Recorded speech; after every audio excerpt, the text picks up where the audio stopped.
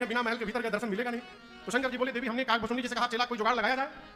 बोले काम करो, देखो रेंट पर कहीं कोई कमरा मिल रहा है क्या। काकभुसुंडी जी पूछे क्या बात है। शंकर जी बोले कार्यालय खोलना है, पहले बोले पता करो कि सबसे अधिक भीड़ कहां होती है। काकभुसुंडी जी 2 दिन रेकी की अयोध्या का, तो देखे कि सरजू जी के घाट पर सवेरे सवेरे बड़ी भीड़ होती है, सारे अवधवासी स्नान करने आते हैं। शंकर जी बोले ठीक है सरजू जी के घाट पर कोई कमरा रेंट पर लो। जैसे काकभुसुंडी जी ने प्रचार किया कि 1 महीने तक गुरु जी कोई फीस नहीं लेंगे, लंबी कतार लग गई भगवान शंकर के कार्यालय के आगे। और अब बाबा को कहा देखना है हो, शंकर भगवान हाथ पकड़ते थे अब बोलना शुरू कर देते। वो तो त्रिकालदर्शी है। पराठा खा के आए हो तुम आज, परसों स्कूटी से गिरे भी थे तुम, बच गए, ये हुआ वो हुआ। भगवान शंकर हाथ पकड़ते थे बोलने लगते थे। देखते देखते बाबा कितनी ख्याति हो गई, रात में 12 बजे से लाइन लगने लगा कार्यालय के आगे, लोग अपन अपन चदर बिछाने लगे। बात पहुंची मां कौशल्या के पास, दासियों ने जाकर कहा बहुत भारी पंडित जी आए हैं, शंकर शर्मा नाम है, चेला के साथ हाथ पकड़ते हैं सब बता देते हैं। कौशल्या मैया ने कहा सेवकों को लेकर जाओ और पंडित जी को बुला कर लाओ, मुझे अपने राम के भाग्य के बारे में पूछना है।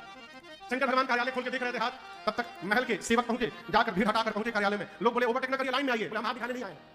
जाकर सेवकों ने कहा कि आप में से शंकर शर्मा कौन है। बाबा बोले I am the Shankar Sharma, मैं हूं शंकर शर्मा, ये हमारा चेला भुसुंडी नारायण पांडे, बताइए क्या बात है।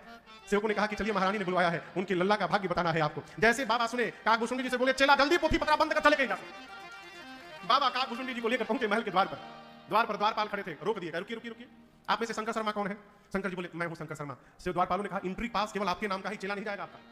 बाबा बोले कोई बात नहीं, चेला को बाहर बिठाइए, पूरी खिलाइएगा। काकभुसुंडी बोले बाबा भीतर जाने की बारी आई तो चेला को बाहर।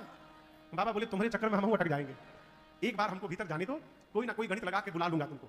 काकभुसुंडी जी बाहर रुक गए। भगवान शंकर भाग्य बताइएगा बाबा। शंकर जी बोले महारानी बता तो देता, लेकिन एक समस्या है थोड़ी। मां पूछी क्या समस्या है।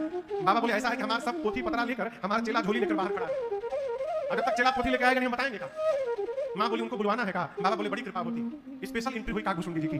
काकभुसुंडी जी जैसे भीतर घुसे मन ही मन बोले जय हो प्रभु, अपने अपने साथ हमको भी आपने कृतार्थ कर दिया बाबा, आपकी जय हो। हारा हारा महादेव। काकभुसुंडी जी आए, प्रणाम करके खड़े हो गए। मां कौशल्या ने राम जी को भगवान शंकर के गोद में दिया, हाथ में बाबा लिए, ऐसे गोद में रघुनाथ जी को बाबा लिए, ले करके भगवान का दाहिना हाथ लेकर के ऐसे शंकर जी देख रहे हैं। काकभुसुंडी जी को जलन होने लगी, मन में सोचे गुरु जी अकेले लूट रहे हैं, हमको पूछ भी नहीं रहे हैं। तो काकभुसुंडी जी ने कौशल्या मैया से कहा महारानी जी नमस्ते, माई सेल्फ भुसुंडी नारायण पांडे, मैं चेला ऑफ गुरु जी का चेला हूं मैं, हम आपको एक बात बताना चाहते हैं, गुरु जी नहीं बताए होंगे। मां बोली क्या है। इधर बाबा देख रहे हैं। काकभुसुंडी जी बोले हमारे गुरु जी हाथ की रेखा के स्पेशलिस्ट हैं, हम पांव की रेखा के स्पेशलिस्ट हैं।